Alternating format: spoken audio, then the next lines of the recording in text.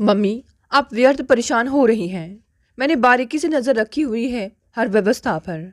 इस बार कोई गलती देखने को नहीं मिलेगी आपको। आप बस निश्चिंत रहें और जाइए जल्दी से मेरी पसंद की वह साड़ी पहन कर आइए जिसे मैंने आपको गिफ्ट किया था। अरे मेरा प्यारा बेटा, तेरे रहते ही तो मैं निश्चिंत हूँ। काश सभी के नसीब में आप जैसा बेटा हो। निर्मला अपने बेटे रोहित को जान से भी ज़्यादा प्यार करती थी। वह उनका जिगर का टुकड़ा था। उस दिन कमल और निर्मला के परिवार ने एक धमाकेदार पार्टी दी थी। पूरा परिवार अपने दोस्तों और अमेरिका में बसी नज़दीकी रिश्तेदारों के साथ जश्न मना रहा था। पार्टी घर पर ही रखी थी। लगभग 60-70 लोग थे। उनका घर भी तो आलीशान महल जैसा ही था। कैलिफोर्निया के शहर की ऊंची पहाड़ी पर एक कॉलोनी में उनका बंगला था। पहाड़ी पर बीच बीच में कुछ जंगली पेड़ थे। डरहम रोड पर बसी थी उनकी कॉलोनी। कभी कभी दिन में भी मेन रोड पर जंगल से निकलकर हिरण दौड़ते दिखता था। दरअसल पार्टी की वजह कमल के इकलौते बेटे रोहित का इंजीनियरिंग कॉलेज में एडमिशन होना था। वे अपनी पत्नी और 2 साल के बेटे रोहित के साथ कैलिफोर्निया आए थे। यहाँ दोनों मियाँ बीबी सॉफ्टवेयर इंजीनियर थे। रोहित बड़ा हो चुका था अब। उसके भी कुछ दोस्त पार्टी में आए हुए थे। पार्टी के लिए कुछ खाना तो होटल से मंगवाया गया था, पर ज़्यादातर घर पर ही बनवाया गया था। सभी लोग खाने की तारीफ कर रहे थे। नॉर्थ इंडियन, साउथ इंडियन और गुजराती व्यंजन सभी का मिश्रण था खाने में। इडली, ढोकला, खट्टा मीठा भात, दूध पाक, मिठाइयाँ आदि विशेष आकर्षण थे। रोहित के अमेरिका के मित्र ने पूछा, इतना सारा तुम लोग घर पर कैसे मैनेज कर लेते हो? तब रोहित बोला, मेरे यहाँ 12 साल से एक गुजराती मेड है जो सभी प्रकार के इंडियन खाने बनाने में एक्सपर्ट है। उसी समय एक बुजुर्ग महिला और एक युवती अपने हाथों में ट्रे लेकर आई। जो बाउल खाली हो चले थे उनमें उन दोनों ने और पकवान लाकर भर दिए। रोहित ने बुजुर्ग महिला की ओर इशारा करके मित्र को बताया कि हमारे यहाँ का ज़्यादातर खाना यही बनाती हैं। तभी वे दोनों महिलाएं रोहित के पास से गुजरी। रोहित ने बुजुर्ग महिला को रोक कर कहा, विभा जी, बहुत स्वादिष्ट खाना बनाया है आपने। मेरा अमेरिकी दोस्त भी काफ़ी तारीफ कर रहा है। विभा थैंक्स बोलकर जाने लगी। तभी रोहित ने उनसे पूछा, आपके साथ यह लड़की कौन है? आज पहली बार देख रहा हूँ। यह मेरी बेटी प्रियंका है। कल से यही पार्ट टाइम काम करेगी। यह भी बहुत अच्छा खाना बनाती है। रोहित प्रियंका को ऊपर से नीचे तक देखता रहा। प्रियंका उन दोनों को हाय करके चली गई। रोहित उसे जाते हुए देखता रहा। उसके मित्र ने कहा, यार कहाँ खो गए? वह तो गई, पर मैं भी इस टिपिकल इंडियन ब्यूटी को सैल्यूट करता हूँ यार। रोहित बोला, कोई बात नहीं, वह तो कल रोज से ही आएगी। प्रियंका की माँ कमल के यहाँ 3 घंटे रोज काम करती थी, $20 प्रति घंटे के रेट से। किसी दिन काम ज़्यादा होता तो कुछ और देर तक काम करना होता था। वह खाना बनाने के अलावा लॉन्ड्री करती, ऑटोमेटिक मशीन में कपड़े धोने और पूरी तरह से सुखाने का काम। यहाँ खुले में या धूप में कपड़े डालने का चलन नहीं है। घर की सफाई का काम करती और किचन के बर्तन डिशवॉशर में रख देती, और अगर मशीन भर गई होती तो उसे ऑन कर दिया करती थी। वे सिर्फ खाना बनाने वाले बर्तन ही डिशवॉशर में डालती। जूठे बर्तन धोना उनका काम नहीं था। विभा ने प्रियंका को पूरा काम समझा दिया था। रोहित की माँ निर्मला को भी बोल गई थी कि कल से प्रियंका ही आएगी। इंडियन स्टोर के किचन में काम मिल गया है, सो वहाँ ज़्यादा टाइम देना पड़ेगा, और प्रियंका भी कुछ महीने बाद कॉलेज जाएगी तो खर्च भी बढ़ जाएगा। प्रियंका के पिता भी उसी इंडियन ग्रोसरी स्टोर में काम करते थे। पति पत्नी दोनों की आमदनी मिलाकर परिवार चलाने लायक हो जाती थी। प्रियंका माता पिता की इकलौती संतान थी। प्रियंका भी बहुत दुलारी बेटी थी, देखने सुनने में भी अति सुंदर, लाखों में एक। लड़के तो लड़के, लड़कियां भी उसकी सुंदरता पर मुग्ध थीं। पार्टी के अगले दिन से प्रियंका ही कमल के यहाँ आने लगी थी। कमल का परिवार कट्टर था एकदम। यहाँ तक कि घर में लहसुन प्याज भी नहीं आते थे। गुजराती को कमल ने काम पर खासकर इसलिए ही रखा था कि उसका परिवार भी शुद्ध शाकाहारी था। जब रोहित छोटा था तब उसकी माँ उसे स्कूल में ड्रॉप कर देती थी। प्रियंका की माँ विभा दोपहर में अपनी कार से लेकर आती, उसे खाना खिलाती, उसके कपड़े बदलती और उसे कुछ एक्स्ट्रा क्लासेस, स्विमिंग आदि के लिए अपनी कार से ड्रॉप कर देती थी। शाम को ही माँ ही पिक कर लेती थी। अब प्रियंका सुबह में बस 1 घंटे आती, फिर दोपहर कॉलेज से लौटकर 2 घंटे बाकी काम करती थी। वह अपनी कार से ही आती थी। प्रियंका के आने के बाद रोहित उससे फरमाइश कर गुजराती खाना बनवाता था। वह उसकी सुंदरता पर फिदा था। प्रियंका उसके कमरे को काफ़ी साफ सुथरा और सजा कर रखती थी। रोहित उसके काम से बहुत खुश था। रोज किसी न किसी बहाने प्रियंका से कुछ बात कर लिया करता था। तब समर वेकेशन था। अमेरिका में जून से अगस्त तक लगभग 3 महीने का समर वेकेशन होता है। एक दिन दोपहर में प्रियंका आई। वह घर का वैक्यूम कर रही थी। रोहित उसके पास जाकर बोला, हाय, तुम बहुत सुंदर हो। हालांकि वैक्यूम की तेज आवाज में भी वह सुन चुकी थी, फिर भी अनजान बनते हुए कहा, व्हाट? रोहित बोला, यू आर टू ब्यूटीफुल। एक बार फिर अनजान बनकर धीमी मुस्कुराहट के साथ प्रियंका ने कहा, व्हाट? इस बार रोहित ने अपने पैर से वैक्यूम का बटन दबाकर ऑफ कर दिया और कहा, तुम बेहद खूबसूरत हो। यह तो मैं जानती हूँ, सभी कहते हैं। और कोई बात? तुम खाना भी अच्छा बनाती हो। हाँ, यह भी मैं जानती हूँ। तब उसके सिर पर धीरे से थपकी देते हुए रोहित ने कहा, और कुछ नहीं मेरी नानी, जाओ थोड़ी कॉफ़ी पिलाओ, तुम अपने लिए भी बना लाओ। तब प्रियंका बोली, नहीं मैं नहीं पीऊँगी। थोड़ी देर में वह कॉफ़ी बनाकर रख गई और काम में लग गई। रोहित ने कहा, तुम्हारी मम्मी बोल रही थी कि तुम कॉलेज ज्वाइन कर रही हो। तब प्रियंका बोली, हाँ मैं यही कॉलेज में अकाउंटिंग का कोर्स करूँगी। यह तो बिल्कुल घर के पास 1 मील की दूरी पर है। वैसे तुम्हारी अकाउंटिंग की चॉइस अच्छी है। रोहित बोला, कॉलेज पास में है इसीलिए तो कॉलेज में पढ़ने का साहस किया है, वरना कहीं बाहर भेजकर पढ़ाने की हैसियत पापा की नहीं है। इसी तरह इन दोनों में धीरे धीरे बातचीत बढ़ती गई। एक दिन रोहित ने प्रियंका से कहा, मुझे तुम गैराज तक ड्रॉप कर सकती हो? मेरी कार मैकेनिक के पास है। सुबह छोड़ कर आया था, उसी समय मम्मी ने वापस घर पर ड्रॉप कर दिया था। वैसे कोई प्रॉब्लम है तो रहने दो, मैं कैब बुला लूँगा। ओ नो, मैं ड्रॉप कर दूँगी तुम्हें, कोई प्रॉब्लम नहीं है। मेरा काम तो ख़त्म हो गया है, अभी 4 बजे हैं। आपको कितने बजे जाना है? अभी चलते हैं, वैसे 4:30 बजे बुलाया है। दोनों उसी समय कार से निकल गए। रास्ते में रोहित ने कहा, गैराज तो 10 मिनट के अंदर पहुंच जाएंगे, चलो कैफ़े में कॉफ़ी पीते हैं तब तक। दोनों ने कॉफ़ी की ग्लास उठाए और खड़े खड़े पीने लगे। फिर रोहित ने उससे कहा, चलो बाकी कॉफ़ी कार में बैठे बैठे पीते हैं। दोनों ने कार में कॉफ़ी पी। फिर प्रियंका ने रोहित को गैराज में ड्रॉप किया। कार से उतरकर रोहित बोला, थैंक्स, तुम जितनी सुंदर देखने में हो उतनी ही सुंदर ड्राइव भी करती हो। प्रियंका मुस्कुरा कर बोली, मैं तुम्हें थैंक्स किस बात के लिए दूँ? सुंदर कहने के लिए या ड्राइविंग के लिए? सुंदर तो तुम्हें सभी कहते ही हैं, अभी ड्राइविंग के लिए ही सही, रोहित बोला। प्रियंका ने इस बार खुलकर हंसते हुए कहा, चलो थैंक्स फॉर बोथ कॉम्प्लीमेंट्स। और प्रियंका चली गई।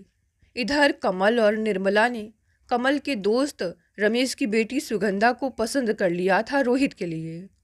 कमल ने बेटे से कहा एक दिन, हम लोगों को सुगंधा सब तरह से तुम्हारी योग्य लग रही है। हम तो बस सामाजिक औपचारिकतावश तुमसे हाँ सुनना चाहते हैं। तब रोहित बोला, पर मैंने सुगंधा को उस नज़र से कभी देखा ही नहीं है। मैंने मम्मी को बताया था कि मैं प्रियंका से प्यार करता हूँ, पर यह मुझे मंजूर नहीं। तुम्हारे दादा दादी ने मुझसे पूछकर निर्मला की शादी मुझसे नहीं की थी, पर वह देश और जमाना कुछ और था पापा। कमल बोले, फिर मेरे जीते जी ऐसा नहीं होगा। प्रियंका का जाति और परंपरा बिल्कुल भिन्न है। उस समय रोहित अपने पिता को कोई जवाब नहीं दे सका। धीरे धीरे समय गुजरता गया। आजकल समर वेकेशन में रोहित के पास कुछ खास काम नहीं था। सुबह में जिम जाता था और शाम को स्विमिंग, बाकी दिन घर में ही रहता था। घर में रोज 3 घंटे रोहित और प्रियंका ही होते थे। रोहित उसे चाहने लगा था, पर अभी कुछ बोल नहीं पा रहा था। उसे पता था कि बिना दूसरे पार्टनर की सहमति के अमेरिका में किसी को छेड़ना मतलब जेल की हवा खाना है। किसी दुर्घटना या अनचाही छेड़छाड़ करने पर अमेरिका में फ़ोन करने से ही मिनटों में पुलिस हाजिर हो जाती है। अगर आप पता भी ना बताएं तो भी पुलिस कॉल ट्रैक करके आपके पास पहुंच सकती है। एक दिन रोहित ने प्रियंका से कहा, तुम अपना सेल नंबर दे सकती हो, कभी कोई खास ज़रूरत पड़े तो बात करने के लिए। अरे तो मम्मी का नंबर है ही ना आप लोगों के पास, प्रियंका बोली। तो मैं तुम्हारी मम्मी से बात कर लूँ, तो इसमें हर्ज क्या है? मम्मी को फ़ोन करने से भी काम हो जाएगा तुम्हारा। तब रोहित बोला, नहीं, अगर तुमसे बात करनी हो तो। तब प्रियंका बोली, कौन सी बात जो मम्मी से नहीं बोल सकते आप? प्यार की बातें। अचानक दिल की बात रोहित की जुबान पर आ ही गई थी। थोड़ी देर दोनों एक दूसरे को देख रहे थे।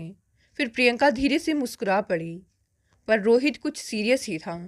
वह बोला, इस मुस्कान का क्या मतलब समझूं मैं? प्रियंका कुछ नहीं बोली थी, फिर भी उसके चेहरे पर वही मुस्कुराहट थी। प्रियंका का हाथ पकड़कर रोहित ने कहा, अब मेरे कॉलेज जाने में बस 1 महीना ही रह गया है।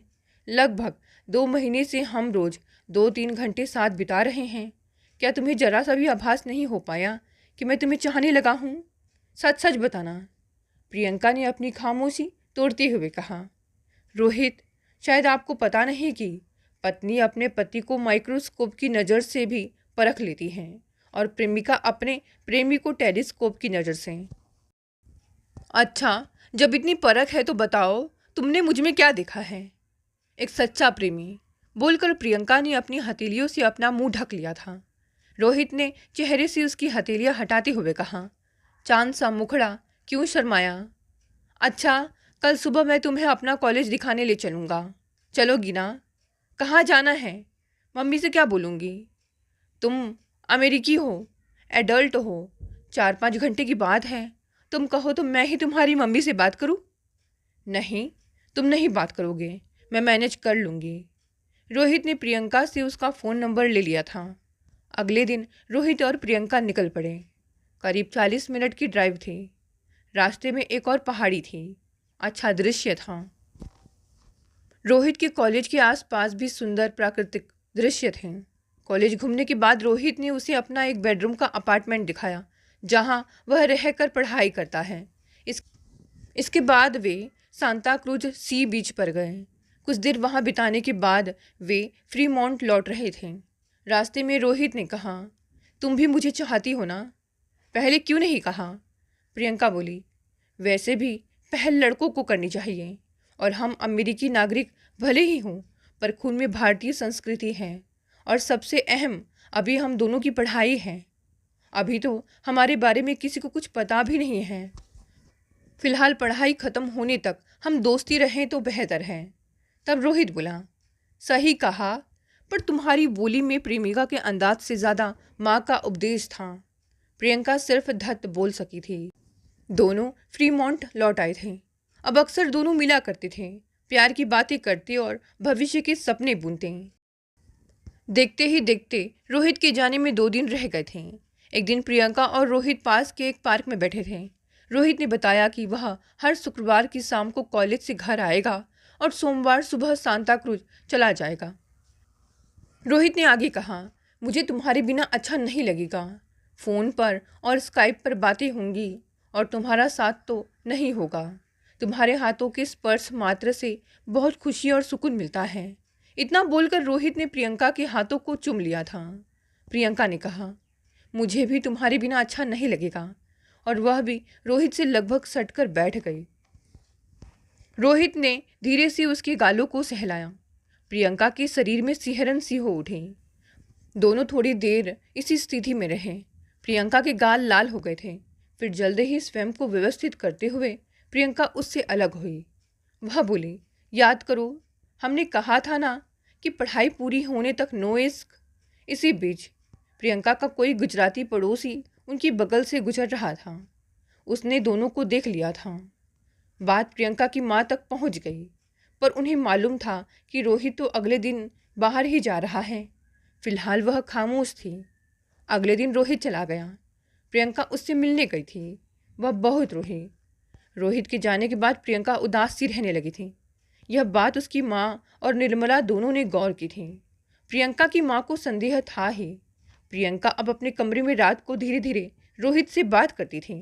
वह भी कॉलेज जाने लगी थी, पर पार्ट टाइम रोहित के घर का काम भी करती थी।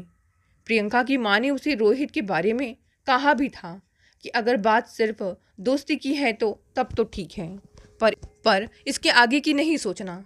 तब प्रियंका ने कहा, आगे की सोचने में बुराई क्या है माँ? रोहित में क्या कमी है? माँ बोली, कमी रोहित में नहीं, फासला हमारे और उसके स्टेटस में है। इसके अलावा हमारा जाति, परंपरा और संस्कार अलग अलग हैं।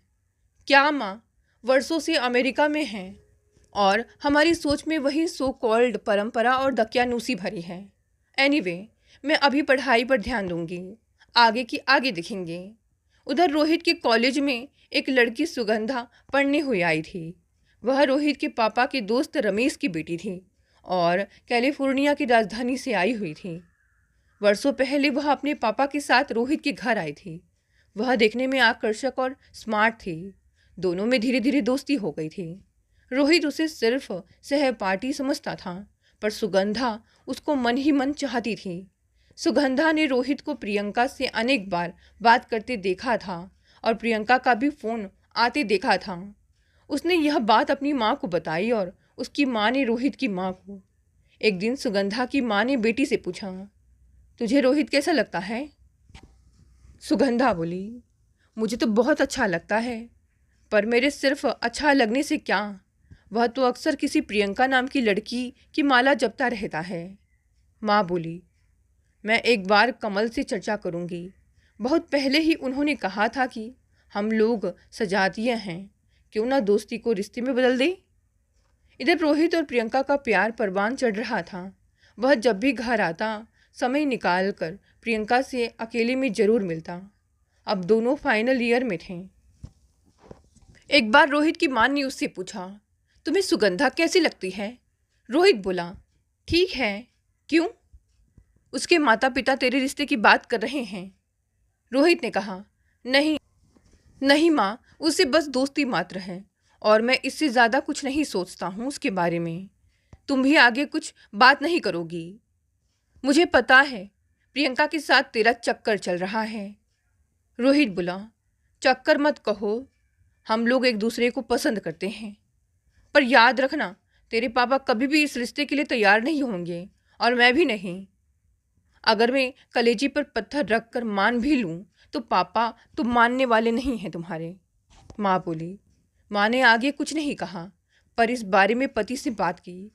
उन्होंने कहा कि रोहित को अच्छी तरह से समझा दो कि मेरे जीते जी ऐसा नहीं हो सकता, मैं दूसरी जाति में रिश्ता नहीं होने दूंगा। रोहित के पिता ने कहा कि अगले सप्ताह से 3 हफ्ते की छुट्टी है नए साल की, सुगंधा को यहाँ बुला लेते हैं, शायद कुछ दिन दोनों साथ रहें तो कुछ बात बने। उधर सुगंधा भी रोहित पर डोरे डालने का प्रयास कर रही थी। कुछ दिनों बाद सुगंधा भी छुट्टियों में रोहित के घर आई। यहाँ आने पर वह प्रियंका से मिली। वह भी उसकी सुंदरता पर मुग्ध थी। रोहित की माँ निर्मला के सिखाने पर उसने प्रियंका को रोहित के कमरे में जाने से मना कर दिया था और कहा कि रोहित के लिए हर चीज़ का ख्याल वही रखेगी। प्रियंका घर में आती और काम करके चली जाती। चाहे तो निर्मला प्रियंका को काम से निकाल सकती थी, लेकिन दूसरी खोजना बहुत मुश्किल है अमेरिका जैसे देश में। अब प्रियंका घर में आती और काम करके चली जाती। प्रियंका या रोहित का एक दूसरे से मिलना मुश्किल हो गया था। फ़ोन पर भी बात करने के लिए रोहित को घर से बाहर निकलना पड़ता था। एक दिन रोहित ने फ़ोन करके प्रियंका को किसी जगह पर मिलने को कहा। दोनों मिले भी। प्रियंका भी अंदर से दुखी थी।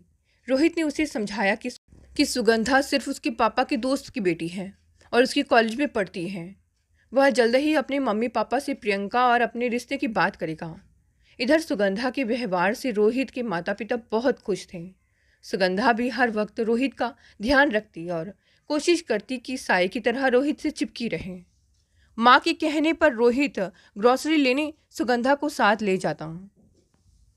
एक दिन घर के दोनों बाथरूम बिजी थे तो सुगंधा रोहित के बाथरूम में नहाने गई, पर अंदर से दरवाज़ा बंद करना भूल गई।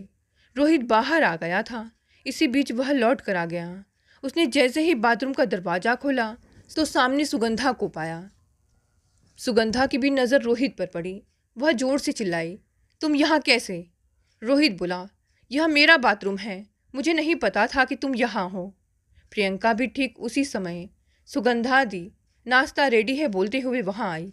प्रियंका, रोहित और सुगंधा तीनों ने एक दूसरे को देखा। सुगंधा ने प्रियंका से कहा, तुम कुछ और ना समझना, यह महज इत्तेफाक है। रोहित कमरे से निकल गया, मगर उसकी आंखों के पटल से सुगंधा का वह दृश्य मिट नहीं पाया था। रोहित ने भी फ़ोन पर प्रियंका को समझाया कि जो कुछ उसने देखा है वह एक्सीडेंटल एनकाउंटर मात्र था। एक दिन सुगंधा ने रोहित के कमरे में अपना मनपसंद रूम फ्रेशनर स्प्रे किया था। रोहित कमरे में घुसते के साथ बोला, आज कोई स्पेशल खुशबू आ रही है कमरे में। सुगंधा वही कमरे में कुछ सजावट के सामान रख रही थी। उसने कहा, हाँ मैंने नया स्प्रे किया है, अच्छा नहीं लगा क्या? नो नो, तुम्हारी चॉइस तो लाजवाब है, बहुत अच्छा लगा। उसी समय प्रियंका वहाँ से गुजर रही थी और उसने उनकी बात सुनी। उसे पहली बार भय हुआ कि कहीं शायद अब वह रोहित की प्रेमिका नहीं रही। अगले दिन नए साल का पहला दिन था। नए मेहमान सुगंधा के पिता रमेश अपनी पत्नी के साथ आए थे। कमल ने रोहित से उनका परिचय कराया। फिर कमल और रमेश दंपति आपस में बातें करने लगे। रमेश बोले, क्यों ना हम नए साल के दिन नए रिश्ते की बात करें? हम लोगों को और सुगंधा को तो रोहित बहुत पसंद है, आगे आप लोगों की क्या राय है? तब कमल बोले, हम दोनों को तो सुगंधा बहुत प्यारी लगी, एक बार रोहित से बात करके सगाई की डेट रख लेते हैं। उसी समय प्रियंका चाय नाश्ता ट्रे में लेकर आई और टेबल पर सजा गई।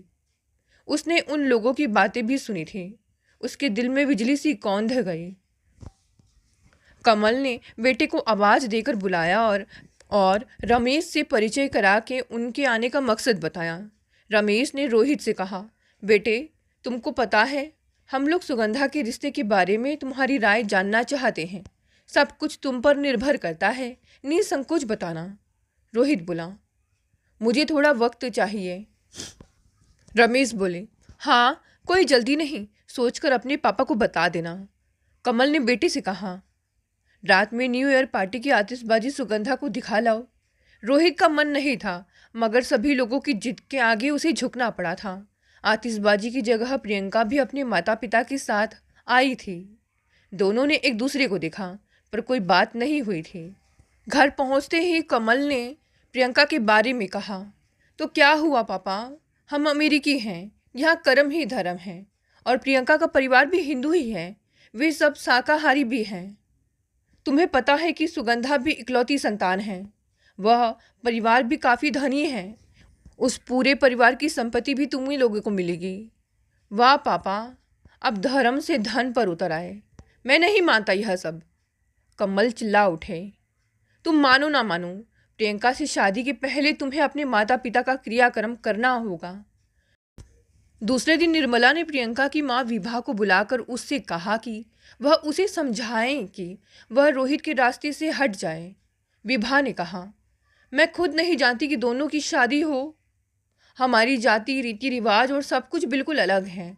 अपनी बिरादरी में ही हम लोग शादी करते हैं। प्रियंका के पापा भी यही चाहते हैं। वैसे आप हमारी ओर से क्या चाहती हैं? विभा, कुछ दिनों के लिए प्रियंका हमारे घर नहीं आए, तुम्हें कुछ समय निकाल कर काम कर दिया करो। विभा बोली, मुश्किल वक्त में आपने हमें काम दिया था, मैं पहले जितना काम तो नहीं कर सकती, पर आपके कुछ ज़रूरी काम कर दिया करूँगी। विभा ने घर जाकर प्रियंका को सारी बातें बताई। उसे सुनकर बहुत बुरा लगा। रोहित को अगले दिन लौटना था। उसने फ़ोन करके प्रियंका से मिलने को कहा। जो कुछ हम दोनों के घर में हो रहा है तुम्हें पता ही होगा। मेरे माता पिता का कहना है कि उनके जीते जी मैं तुमसे शादी नहीं कर सकता हूँ, पर मैं तुम्हें भी खोना नहीं चाहता। मुझ पर भरोसा करो, सुगंधा में मेरी कोई रुचि नहीं है, वह मुझ पर थोपी जा रही है। प्रियंका बोली, हर प्यार करने वाले को मनचाहा अंजाम मिले जरूरी नहीं, पर मैं खोना नहीं चाहता। 4-5 महीनों में दोनों की पढ़ाई पूरी हो रही है। मुझे यहाँ के विश्वविख्यात इलेक्ट्रिक कार बनाने वाली कंपनी में प्लेसमेंट मिल गया है। मेरा मन करता है विद्रोह करके तुम्हारे साथ घर बसा लो। क्या तुम तैयार हो? हरगिज़ नहीं। दोनों में से किसी परिवार में प्यार या आदर नहीं मिलेगा, ना मुझे ना तुम्हें। और तुम पुरुष हो, धनी भी हो, साहस कर सकते हो, पर मैं क्या करूं? माँ ने मेड का काम करके हमें पाल पोस कर बड़ा किया है। उनकी भी कुछ अपेक्षाएं होंगी, और हम दोनों अपने परिवार की इकलौती संतान हैं। मैं माँ की उपेक्षा नहीं कर सकती, भले ही अपने प्यार की बलि देनी पड़े। रोहित बोला, तुम्हारे माता पिता ने संघर्ष किया है और इसकी उपेक्षा नहीं करनी चाहिए। मैं मानता हूँ, पर मेरे मम्मी पापा तो बस पुरानी सोच और रूढ़िवादिता के शिकार हैं। प्रियंका ने कहा, जैसे भी हो, है तो हमारे जन्मदाता। प्यार में जीतना ही हमारा लक्ष्य नहीं होना चाहिए। मेरे कुछ खोने से किसी को खुशी मिले तो मुझे दोगुनी खुशी मिलती है। रोहित ने प्रियंका का हाथ पकड़कर कहा, तुम अब उपदेश देने लगी। मैं तो चाहता था कि यही हाथ कभी ना छोड़ूं। दोनों के परिवार की प्रतिष्ठा बनाए रखने के लिए हमें कुछ त्याग करना होगा। विडंबना है कि हम अमेरिकी होकर इतने दिनों बाद भी पुरानी सोच से उबर नहीं सके हैं। उम्मीद करो कि हमसे आगे की पीढ़ी को ऐसी स्थिति का सामना ना करना पड़े। प्रियंका बोली। थोड़ी देर दोनों खामोश रहे, फिर प्रियंका ने ही चुप्पी तोड़ते हुए कहा, एक खुशखबरी है, मेरा भी प्लेसमेंट अकाउंट डिपार्टमेंट में हो गया है। प्रियंका बोली, मैं कभी तुम्हारी माननीय प्रियतम थी, माननीय पत्नी होने के सपने देखा करती थी, और मैं यह कभी नहीं चाहूँगी कि कोई मुझे यह कहे कि मैंने उनका इकलौता बेटा छीन लिया है। इसीलिए हमें यह रिश्ता ख़त्म करना ही होगा। और रही बात एक समय के लिए हम दोनों के रिश्ते को स्वीकारने की, या शायद अपने बेटे की जिद के चलते वे मुझे अपना लें, लेकिन यह हम दोनों के लिए ठीक नहीं रहेगा। आगे चलकर वे कहीं ना कहीं मेरी हैसियत पर उंगली तो ज़रूर उठाएंगे, और मैं नहीं चाहती कि हम दोनों के रिश्ते का नींव एक झूठी बुनियाद पर से शुरू हो। इसीलिए रोहित, हाथ जोड़ती हूँ कि प्लीज़ भूल जाओ मुझे, और तुम भी अपनी ज़िंदगी में आगे बढ़ो। मौजूदा हालात में मुझे बहुत खुशी होगी अगर तुम मुझे मित्र समझोगे। यह मेरे लिए सुकून की बात होगी। प्रियंका की बातों का जवाब ना दे सका रोहित, और उठकर चला गया। शायद प्रियंका की बातों में उसकी भी सहमति थी। दोस्तों, ये कहानी यहीं समाप्त हो गई। कहानी पसंद आई तो इसे लाइक, शेयर और कमेंट करें। नए हैं तो चैनल को भी सब्सक्राइब कर लें। धन्यवाद दोस्तों, मिलते हैं अगली नई कहानी से।